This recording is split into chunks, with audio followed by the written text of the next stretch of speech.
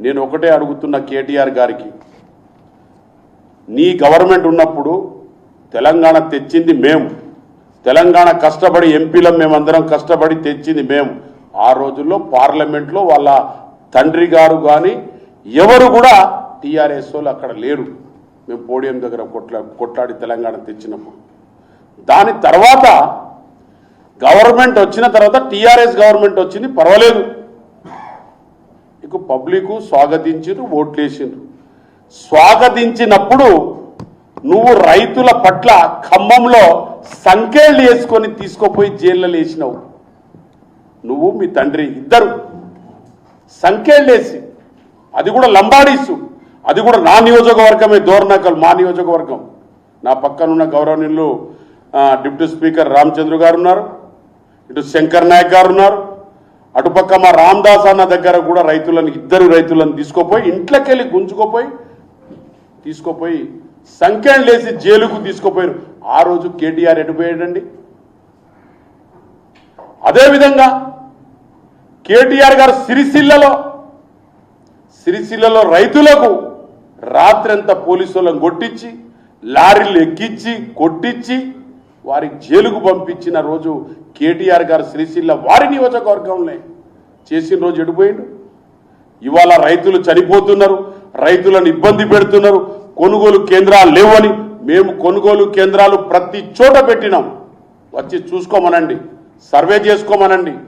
కానీ ఏది పడితే అది నోటికి వచ్చినట్టు మాట్లాడితే ఇది ధర్మత కాదు, ఇది ప్రజాస్వామ్యం. మాట్లాడే హక్కు నీకు ఉండొచ్చు, మాట్లాడే తెలివితేటలు నీకు ఉండొచ్చు, లేదని మేము అంటలేము. కానీ జాగ్రత్తగా మాట్లాడు. నువ్వు గతంలో ఏం చేసినావో తెలుసుకోండి.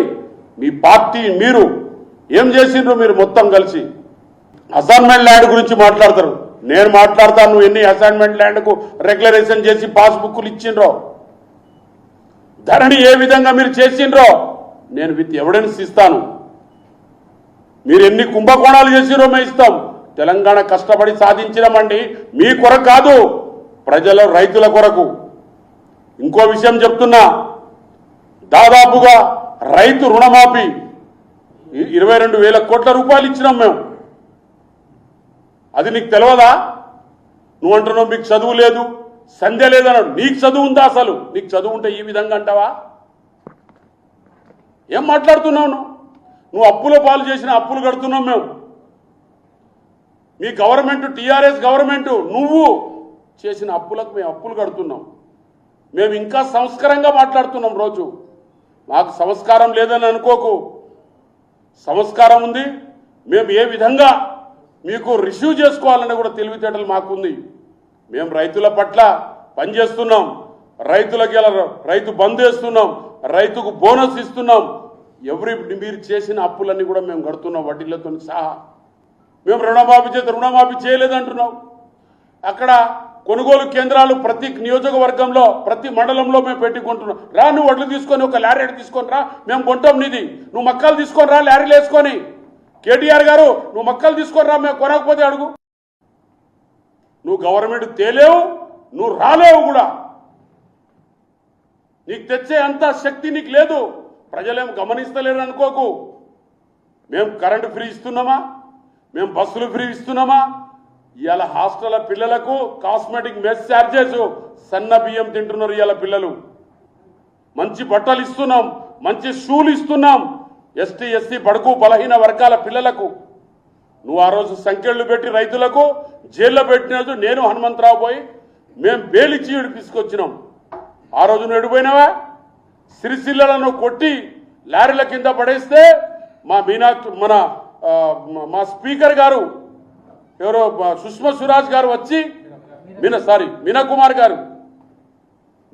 గారు వచ్చి ఆ రోజుల్లో మాకు సహకరించిండ్రు. కన్నీరు పెట్టుకున్నది ఆవిడ వచ్చి.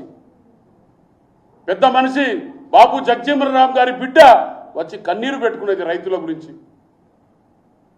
ఆ రోజులు మర్చిపోయినావా? మేము మర్చిపోతామా? ఏ రైతును అరెస్ట్ చేసి కొట్టినాం మేము? నువ్వు తీసుకొని రా, గోదాంలో నీ దగ్గర ఎన్ని వడ్లు ఉన్నాయో తీసుకొని రా, మేము కొనుగోలు చేస్తాం. నువ్వు విత్తనాలు మక్కాలు తీసుకురా, మేము కొనుగోలు చేస్తాం. అంతేగాని లేనిపోని మాటలని గౌరవనీయ ముఖ్యమంత్రి మీద లేనిపోని మాటలు అట్లా చేస్తే అది ఏదో ప్రజలు నమ్ముతారని నువ్వు అనుకుంటున్నావు. ప్రజలేం గుడ్డోళ్ళు కాదు, చెవిటోళ్ళు కాదు.